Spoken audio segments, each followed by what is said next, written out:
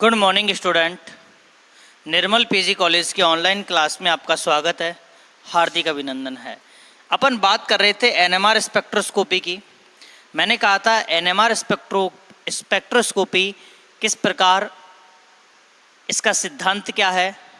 मैंने आपको बताया था कि जिस प्रकार इलेक्ट्रॉन स्पिन करते हैं उसी प्रकार नाभिक भी क्या करते हैं, स्पिन करते हैं। ठीक है, कौन सी नाभिक स्पिन करेंगे उसके लिए मैंने आपको बताया था कि यदि नाभिक में प्रोटॉन की संख्या क्या हो, ऑड हो, या न्यूट्रॉन की संख्या ऑड हो,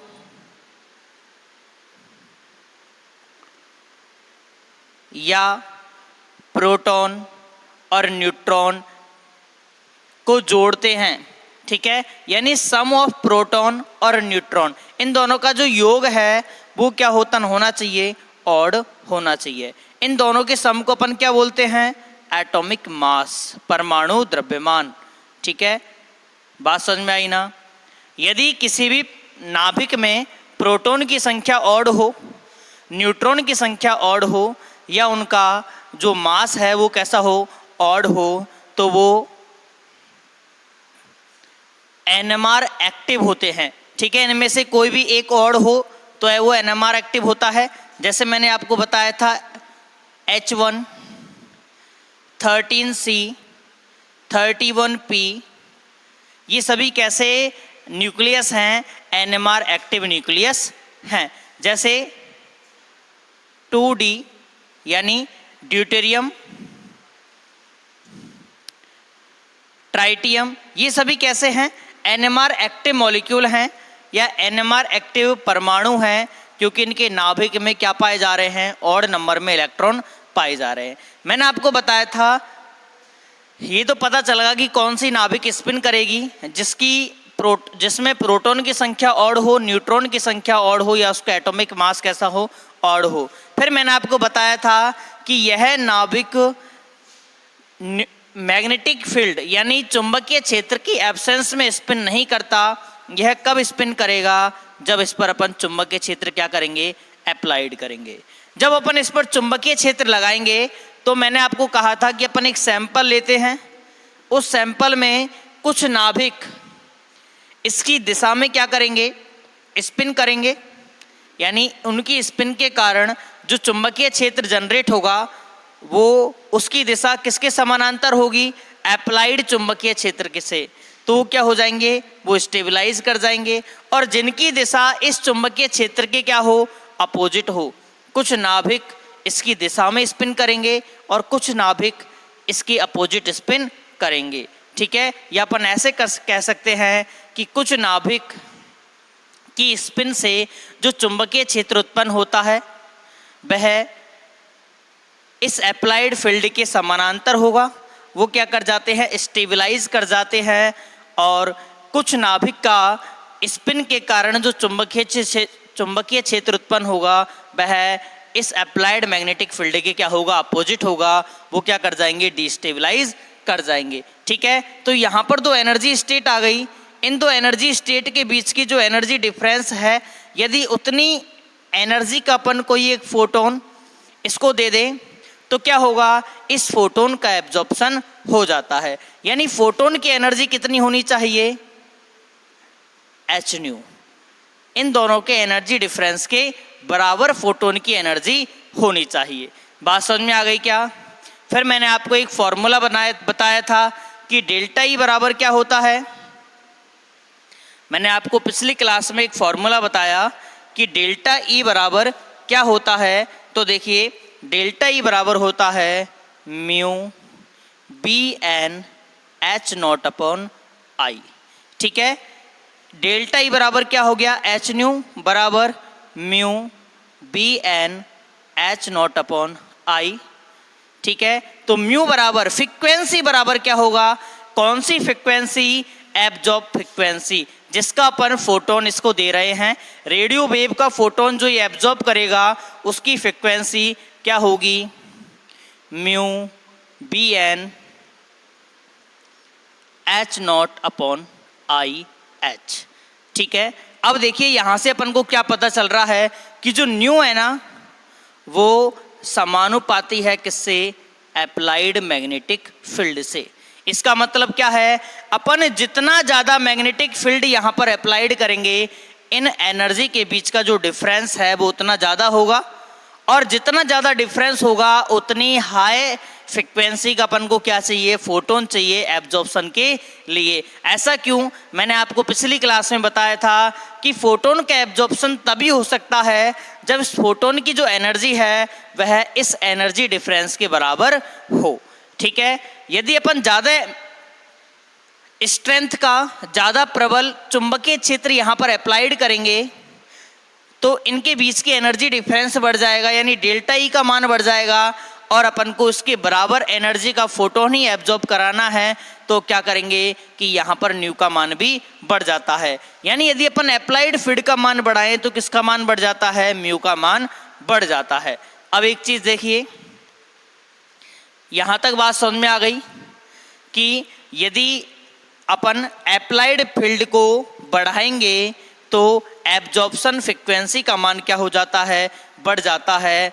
अब शोषण आवृत्ति का मान क्या हो जाता है?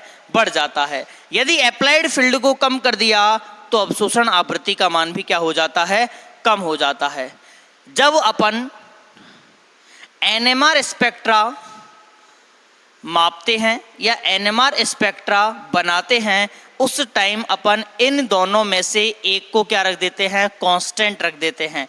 मान के चलिए अपन ने अप्लाइड मैग्नेटिक फील्ड को कांस्टेंट कर दिया और विभिन्न प्रकार की आवृत्ति की रेडियो वेव वहां पर डालते हैं। किस पर? सैंपल पर।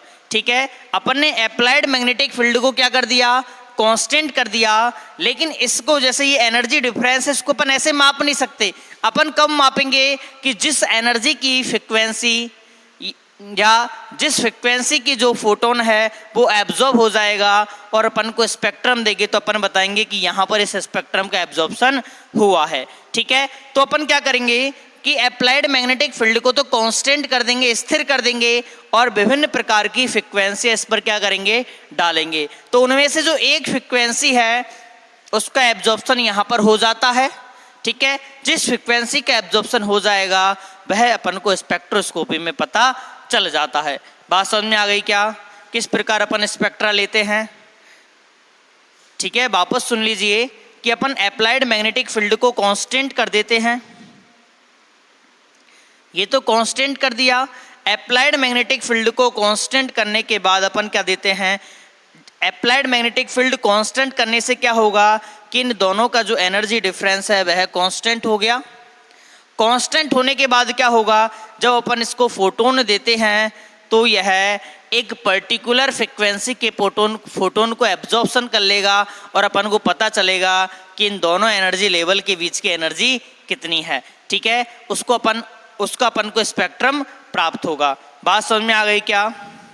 अब बात करते, ये इसका बेसिकली मेन जो थीम है, मेन सिद्धांत है वो ये है। अब देखिए एक चीज़, इस सिद्धांत को कौन कौन से फैक्टर अफेक्ट करेंगे? देखिए, ये अपन ने न्यूक्लियस तो बनाया है, क्या न्यूक्लियस के अराउंड इलेक्ट्रॉन होंगे?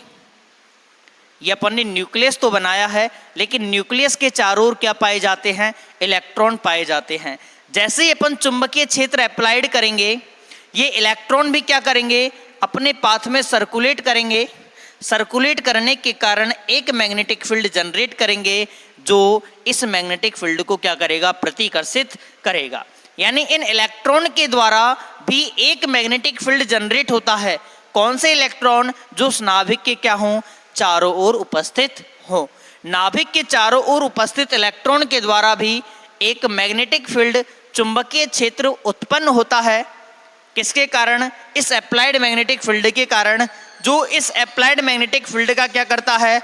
प्रतिकर्षण करता है, विरोध करता है, जिससे नाभिक के पास, देखिए नाभिक के पास जो चुंबकीय क्षेत्र जाना है वह यहाँ से ही जाना है, लेकिन इन्होंने भी एक चुंबकीय क्षेत्र उत्पन्न कर दिया H वाला।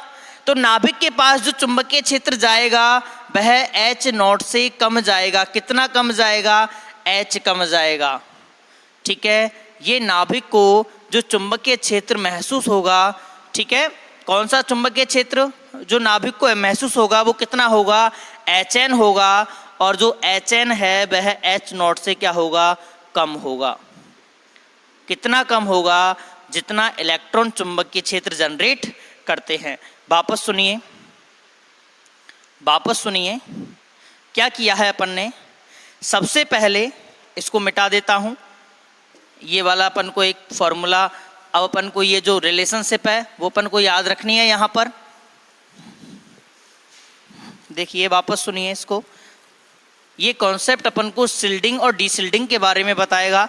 एक्चुअली पता होना चाहिए कि शिल्डिंग और डीशिल्डिंग क्या होती है। देखिए, ये अपना नाभिक है, इस नाभिक के चारों ओर इलेक्ट्रॉन क्या करेंगे, रिवॉल्व करेंगे। एक मैग्नेटिक फील्ड अपन ने अप्लाइड किया है H0। मैं क्या बोल रहा था, इस H0 मैग्नेटिक फील्ड के कारण ये जो नाभिक है ये स्पिन करता है, और स्पिन करने के कारण अपना एक मैग्नेटिक फील्ड जनरेट करता है। यदि उसकी दिशा इस अप्लाइड मैग्नेटिक फील्ड की दिशा में होगी तो वो स्टेबलाइज कर जाएगा, और यदि उसकी दिशा इस अप्लाइड मैग्नेटिक फील्ड के अपोजिट होगी तो वो क्या करेगा, डिस्टेबलाइज कर जाता है। क्योंकि आपको पता है कि उसकी दिशा में है, इसका मतलब चुंबक के विपरीत ध्रुवों को पास लाया जा रहा है। यदि उसके विपरीत है, इसका मतलब है चुंबक के समान ध्रुवों को पास में लाया जा रहा है। यदि उसकी दिशा में है तो उसको आकर्षित करेगा, और उसके विपरीत है तो उसको प्रतिकर्षित कर देता है। बात समझ में आ गई ना। आप चुंबक के बारे में जानते हो कि यदि चुंबक के N और S ध्रुव में से N ध्रुव को इसके पास लाएंगे तो इसको क्या करेगा, प्रतिकर्षित करेगा, और यदि इसके S ध्रुव को पास लाएंगे तो क्या करेगा, इसको आकर्षित करेगा। वही यहाँ पर हो रहा है कि चुंबकीय क्षेत्र की डायरेक्शन है। यदि अपन इस न्यूक्लियस के द्वारा जनरेट चुंबकीय क्षेत्र की डायरेक्शन भी यही हो तो वह स्टेबलाइज कर जाता है, उसकी एनर्जी इवन हो जाती है। यदि उसकी दिशा विपरीत हो तो वह डिस्टेबलाइज करेगा, उसकी एनर्जी E2 होगी। मैंने आपको बताया था सैंपल में अपन किसी एक परमाणु के बारे में बात नहीं कर रहे होते, वहाँ पर अपन नंबर ऑफ परमाणु के बारे में बात कर रहे होते हैं, कई सारे परमाणुओं के बारे में बात कर रहे होते हैं। कुछ परमाणुओं के जो नाभिक हैं वो स्टेबलाइज करते हैं, कुछ परमाणु के नाभिक क्या करते हैं, डिस्टेबलाइज करते हैं। इन दोनों एनर्जी स्टेट के बीच की एनर्जी कितनी है, डेल्टा E है। फिर मैं आपको बता रहा था कि अपन केवल नाभिक को कंसीडर किया है, लेकिन नाभिक के चारों ओर क्या पाए जाते हैं, इलेक्ट्रॉन पाए जाते हैं। ठीक है, इलेक्ट्रॉन बॉन्डिंग भी होते हैं, वो दूसरे एटम के साथ क्या बनाते हैं, बॉन्डिंग भी होते हैं।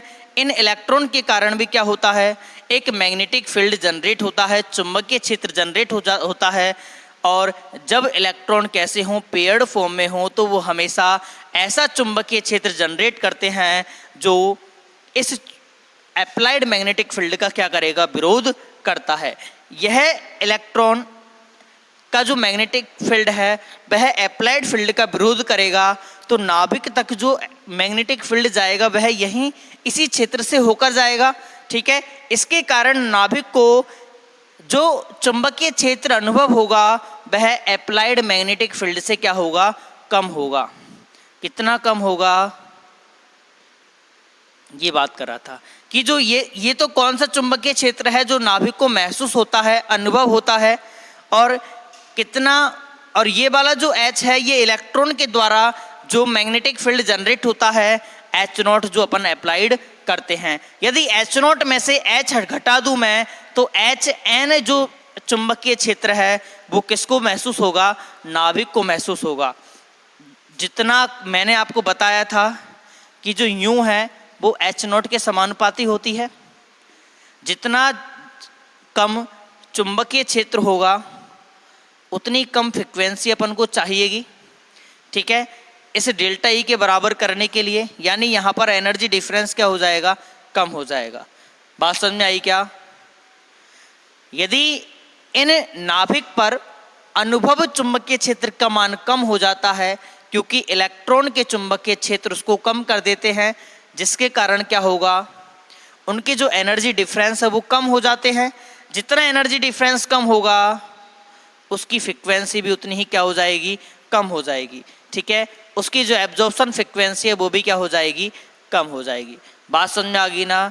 देखिए, यदि किसी कंपाउंड में 2 या 2 से अधिक प्रोटॉन है, जैसे मैं कंपाउंड की बात करूं CH3, CH2 और Cl, मैं एक कंपाउंड की बात करूं CH3, CH2, Cl, यह C इस Cl से जुड़ रहा है जो मोर इलेक्ट्रोनेगेटिव है, यह बॉन्ड के इलेक्ट्रॉनों को अपनी ओर खींच लेता है, जिसके कारण इस कार्बन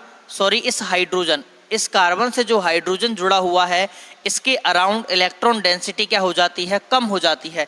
यदि इस नाभिक के अराउंड इलेक्ट्रॉन डेंसिटी क्या हो जाएगी, कम हो जाएगी, तो वह इस H0 को कम क्या करेगा, प्रतिकर्षित करेगा। कम प्रतिकर्षित करेगा तो इसका मतलब क्या है कि जो अप्लाइड मैग्नेटिक फील्ड है वो नाभिक को ज़्यादा महसूस होगा। जितना ज़्यादा अप्लाइड मैग्नेटिक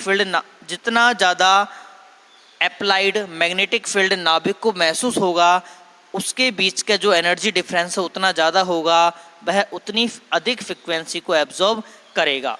ठीक है, अगर अपन इसकी बात करें इस वाले कार्बन की, इस वाले कार्बन पर इलेक्ट्रॉनों का जो खिंचाव है किसके कारण, -I प्रभाव के कारण वो कम है, जिसके कारण इसके चारों ओर इलेक्ट्रॉन डेंसिटी क्या हो जाएगी, ज़्यादा हो जाएगी। ज़्यादा होने के कारण यानी एक ही मॉलिक्यूल में दो प्रकार के प्रोटॉन हैं, लेकिन एक प्रोटॉन कैसा है जिसके पास इलेक्ट्रॉन डेंसिटी जिसके पास इलेक्ट्रॉन घनत्व उसके चारों ओर कम है, इसके कारण वह ज़्यादा अप्लाइड मैग्नेटिक फील्ड महसूस कर रहा है। जबकि दूसरा इलेक्ट्रॉन इस Cl से दूर होने के कारण ये जो बॉन्ड के इलेक्ट्रॉन है वो CH3 से कम अट्रैक्ट होते हैं, जिसके कारण यहाँ पर इलेक्ट्रॉन डेंसिटी क्या हो जाती है, ज़्यादा हो जाती है। इलेक्ट्रॉन डेंसिटी ज़्यादा हो जाएगी तो वह इस अप्लाइड फील्ड को ज़्यादा अपोज करेगा, ज़्यादा प्रतिकर्षित करेगा, जिससे नाभिक के पास जो अप्लाइड मैग्नेटिक फील्ड है वो कम जा पाएगा यानी रेजोनेंस कम होगा, तो उसकी फ्रिक्वेंसी क्या हो जाएगी, कम हो जाएगी। क्योंकि जितना कम मैग्नेटिक फील्ड इस नाभिक तक जाएगा उनके बीच का जो एनर्जी डिफरेंस है वो उतना कम हो जाएगा, और इस एनर्जी डिफरेंस के बराबर एनर्जी का फोटोन क्या होता है, एब्जॉर्ब होता है, जिससे एब्जॉर्प्शन फ्रिक्वेंसी क्या हो जाती है, कम हो जाती है। बात समझ में आई क्या? देखिए अब एक्चुअली हो क्या रहा है कि ये जो नाभिक है इसके चारों ओर जो इलेक्ट्रॉन हैं वह इस नाभिक को इस अप्लाइड मैग्नेटिक फील्ड से क्या कर रहे हैं, शील्ड कर रहे हैं, बचा रहे हैं, परिरक्षित कर रहे हैं। इस प्रभाव को अपन बोलते हैं शील्डिंग। क्या बोलते हैं? शील्डिंग। शील्डिंग क्या बोलेंगे कि नाभिक के चारों ओर उपस्थित इलेक्ट्रॉन घनत्व अप्लाइड मैग्नेटिक फील्ड को क्या करता है, प्रतिकर्षित करता है, जिसके कारण नाभिक कम चुंबकीय क्षेत्र अनुभव करती है। वापस सुनिए, नाभिक के चारों ओर उपस्थित इलेक्ट्रॉन घनत्व एक चुंबकीय क्षेत्र उत्पन्न करता है जो अप्लाइड मैग्नेटिक फील्ड को प्रतिकर्षित करता है, जिसके कारण नाभिक कम चुंबकीय क्षेत्र अनुभव करती है, जिससे उनकी जो एनर्जी जिससे उनकी एनर्जी स्टेट के बीच की जो एनर्जी है वो कम हो जाती है और वह कम फ्रिक्वेंसी पर अवशोषित हो जाती है। इस इफेक्ट को अपन क्या बोलते हैं? Shielding effect. क्या बोलते हैं? Shielding effect. ठीक है, अब बात करते हैं डी शील्डिंग की। देखिए आपके क्वेश्चन आता है शील्डिंग और डी शील्डिंग को समझाइए। अब बात करते हैं डी शील्डिंग इफेक्ट की। यदि किसी कार्बन से कोई इलेक्ट्रॉन नेगेटिव एटम जुड़ा हुआ हो, इलेक्ट्रोनेगेटिव एटम के कारण उस कार्बन पर इलेक्ट्रॉन डेंसिटी कम हो जाती है। इस कार्बन पर इलेक्ट्रॉन डेंसिटी कम होने के कारण इस पे उपस्थित हाइड्रोजन के चारों ओर भी इलेक्ट्रॉन डेंसिटी क्या हो जाती है? कम हो जाती है, इलेक्ट्रॉन घनत्व कम हो जाता है, जिसके कारण ये प्रोटॉन नाभिक से ये प्रोटॉन अप्लाइड मैग्नेटिक फील्ड को ज़्यादा क्या करेंगे? अवशोषित ज़्यादा महसूस करेंगे, जिसके कारण इनके एनर्जी स्टेट की जो एनर्जी है वो बढ़ जाती है और वह अधिक किस पर? फ्रीक्वेंसी पर एब्जॉर्ब होते हैं। ठीक है, इस इफेक्ट को अपन क्या बोलेंगे? D shielding effect. बात समझ में आ गई ना? हमेशा शील्डिंग किसके कारण होगी? अब देखिए यहाँ पर जो इम्पोर्टेंट चीज़ है वो क्या है? यहाँ पर इम्पोर्टेंट चीज़ है इलेक्ट्रॉन घनत्व। इलेक्ट्रॉन घनत्व क्या होता है? किसी इकाई क्षेत्र में उपस्थित इलेक्ट्रॉन की संख्या इलेक्ट्रॉन घनत्व कहलाता है। ठीक है, यदि इलेक्ट्रॉन घनत्व का मान ज़्यादा है तो वह नाभिक ज़्यादा परिरक्षित रहेगी, ज़्यादा शील्डेड रहेगी और उसकी जो फ्रीक्वेंसी है वो क्या हो जाएगी, कम हो जाएगी। उसकी जो एब्जॉर्प्शन फ्रीक्वेंसी वो क्या हो जाएगी, कम हो जाएगी। यदि नाभिक के अराउंड इलेक्ट्रॉन डेंसिटी कम है, नाभिक के चारों ओर क्या है, इलेक्ट्रॉन डेंसिटी कम है, ठीक है, जिसके कारण वह ज़्यादा अप्लाइड मैग्नेटिक फील्ड क्या करेगा, महसूस करेगा। यानी अप्लाइड मैग्नेटिक फील्ड ज़्यादा महसूस करेगा तो उसकी जो एनर्जी स्टेट है उनके बीच की एनर्जी बढ़ जाएगी, तो वह अधिक फ्रिक्वेंसी को एब्जॉर्ब करेगी। इसको अपन बोलते हैं डीशिल्डिंग, ठीक है। तो हमेशा याद रखना कि शिल्डिंग और डीशिल्डिंग एक रिलेटिव पैरामीटर है, आपस में रिलेटिव है। यदि इलेक्ट्रॉन डेंसिटी ज़्यादा है तो उसको कंपेयर करना पड़ेगा। जैसे यदि मैं बोलूँ कि ये लाइन छोटी है या बड़ी, इसके बारे में आप नहीं बता सकते कि ये लाइन छोटी है या बड़ी। आप कब बता सकते हो, जब इसके पास में एक लाइन खींच दी जाए। अब आप बोलोगे ये लाइन इससे क्या है, छोटी है, या आप ऐसे बोल सकते हो कि ये वाली लाइन इससे बड़ी है। उसी प्रकार यहाँ पर शिल्डिंग और डीशिल्डिंग को केवल एक तरह से नहीं बता सकते, इनको आपस में कंपेयर करके ही बताया जा सकता है। जैसे मैंने इन दोनों हाइड्रोजन को कंपेयर किया है, जिस हाइड्रोजन के साथ मोर इलेक्ट्रोनेगेटिव एटम जुड़ा हुआ है वो डीशिल्डेड होता है। क्यों होगा, क्योंकि इसके अराउंड इलेक्ट्रॉन घनत्व तो कम हो जाता है, कम हो जाता है तो यह हायर फ्रिक्वेंसी पर एब्जॉर्ब होगा। जबकि जिन प्रोटॉन के अराउंड इलेक्ट्रॉन घनत्व ज़्यादा होगा, क्योंकि ये मोर इलेक्ट्रोनेगेटिव एटम से जुड़ रहे नहीं है, जितना ज़्यादा इलेक्ट्रॉन घनत्व होगा वह उतना ज़्यादा क्या करेगा, इस अप्लाइड मैग्नेटिक फील्ड को प्रतिकर्षित करेगा, जिसके कारण उसकी जो एनर्जी स्टेट है उनके बीच की एनर्जी कम हो जाती है और ये लोअर फ्रिक्वेंसी पर क्या हो जाते हैं, एब्जॉर्ब हो जाते हैं, ठीक है। तो अपन को याद रखना है कि शिल्डेड और डीशिल्डिंग एक रिलेटिव पैरामीटर है। यदि कहीं पर इलेक्ट्रॉन डेंसिटी ज़्यादा है तो आप बोलोगे कि ये प्रोटॉन शिल्डेड हैं, यदि कहीं पर इलेक्ट्रॉन डेंसिटी कम है तो आप बोलोगे ये प्रोटॉन कैसे हैं, डीशिल्डेड है, ठीक है। बात समझ में आ गई ना, बात समझ में आ गई। अब अपन बात करते हैं केमिकल शिफ्ट की, ठीक है। अब अपन बात करते हैं केमिकल शिफ्ट की। ये अपना शिल्डिंग और डीशिल्डिंग का पैरामीटर है। एग्जाम में एक सीधा क्वेश्चन आता है कि शिल्डिंग और डीशिल्डिंग के बारे में बताइए। अब अपन बात करते हैं केमिकल शिफ्ट की। सीधा क्वेश्चन आता है केमिकल शिफ्ट क्या होता है। देखिए शिल्डिंग को हिंदी में परिरक्षण कहते हैं, ठीक है। केमिकल शिफ्ट के बारे में सीधा अपन के पास एक क्वेश्चन आता है कि केमिकल शिफ्ट क्या होता है। देखिए एक ग्राफ है, इस ग्राफ में 0 पर पाया जाता है TMS, ठीक है। याद रखना एक क्वेश्चन ऐसे आता है कि NMR स्पेक्ट्रोस्कोपी में संदर्भ के रूप में किसे लिया जाता है, ठीक है। संदर्भ पदार्थ के रूप में किसे लिया जाता है, TMS। पूरा नाम क्या है, टेट्रामिथाइल सिलिकॉन, टेट्रामिथाइल सिलिकॉन। कैसा होगा, Si, ठीक है। आपको क्वेश्चन सीधा आता है, कई बार क्वेश्चन आया हुआ भी है कि NMR स्पेक्ट्रोस्कोपी में संदर्भ के रूप में, संदर्भ पदार्थ के रूप में किसे लिया जाता है, TMS लिया जाता है। नाम क्या है, टेट्रामिथाइलसिलेन, ये इसकी स्ट्रक्चर है। देखिए एक्चुअली जब भी अपन NMR स्पेक्ट्रोस्कोपी किसी कंपाउंड की करते हैं तो कंपाउंड को TMS में डिसॉल्व किया जाता है। क्या किया जाता है, उस कंपाउंड को TMS में क्या कर दिया, डिसॉल्व कर दिया। यानी डिसॉल्व करने के बाद वो क्या बनता है, सैंपल बनता है। अपन किसी कंपाउंड को डायरेक्ट नहीं लेते, उसको किस में लेते हैं, TMS में लेते हैं, ठीक है। अब देखिए मैंने आपको बताया था शिल्डिंग और डीशिल्डिंग। यदि TMS की फ्रिक्वेंसी कितनी है, 0, यदि किसी की फ्रिक्वेंसी ज़्यादा है तो उसकी पीक यहाँ पर आएगी। देखिए स्पेक्ट्रोस्कोपी में ऐसे पीक आती हैं, ठीक है। उसकी पीक जैसे ग्राफ होता है ना, उसकी उसी प्रकार यहाँ पर पीक आती हैं, और जिसकी फ्रिक्वेंसी कम है उसकी पीक कहाँ पर आएगी, इसके पास में। टीएमएस से जिसकी फ्रीक्वेंसी ज़्यादा है उसकी पीक दूर आती है, जिसकी फ्रीक्वेंसी कम है उसकी पीक पास में आती है। ठीक है, अब बात करते हैं केमिकल शिफ्ट क्या होता है। ये किसी प्रोटॉन की केमिकल शिफ्ट क्या होता है,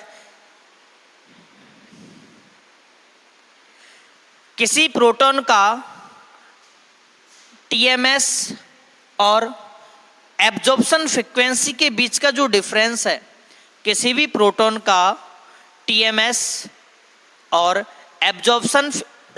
किसी भी एनएमआर स्पेक्ट्रम में टीएमएस की पीक और उस कंपाउंड की या उस प्रोटॉन की एब्जॉर्प्शन फ्रीक्वेंसी के बीच का जो डिफरेंस होता है, फ्रीक्वेंसी डिफरेंस होता है, यह डिफरेंस क्या कहलाता है, केमिकल शिफ्ट कहलाता है। ठीक है, देखिए इस केमिकल शिफ्ट के बारे में अपन बहुत बढ़िया चर्चा करेंगे, नेक्स्ट क्लास में करेंगे, टीएमएस के बारे में भी करेंगे। ठीक है, तब तक के लिए धन्यवाद, थैंक यू।